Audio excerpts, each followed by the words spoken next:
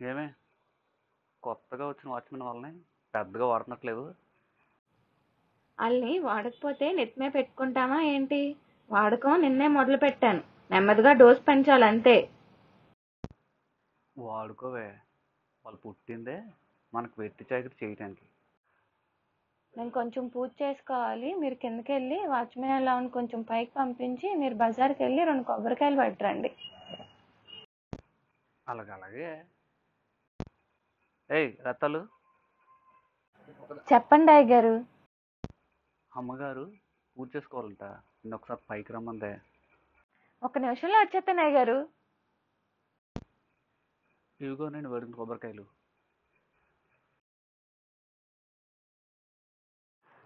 కొబ్బరికాయల సంగతి సరే, పని మనిషిని పైకి పంపించమని చెప్పాను కదా, ఒక పని సరిగ్గా చేయరు మీరు. ఇంకా రాలేదా? అరగంట అయిందే దాన్ని పిలిచి. 1 నిమిషంలో వచ్చేస్తానంది. నేను ఇప్పుడు వెళ్ళి తీసుకొస్తాను నాకు. ఏయ్ రత్తాలు, మీకోసమే ఎదురు చూస్తున్నాను అయ్యగారు. ఇందాక నుంచే ఎతుకుతుంటే ఇప్పుడే దొరికిందండి. ఏం దొరికిందే? పంచాంగం అయ్యగారు. పంచాంగం ఎందుకే? అమ్మగారిని 10:30 తర్వాత పూజ చేసుకోమనండి అయ్యగారు. చాలా మంచి ముహూర్తం.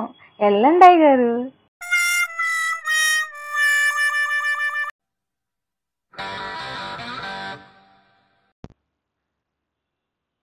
పూజకు ముహూర్తం పెట్టావా నా తల్లే?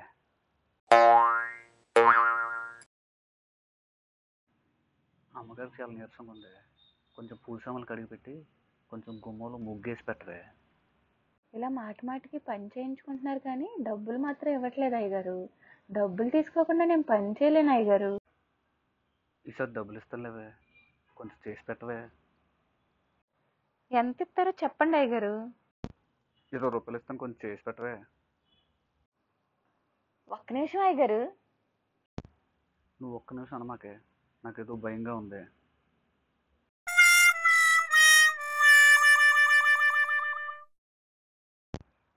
ఏం చేస్తున్నావే?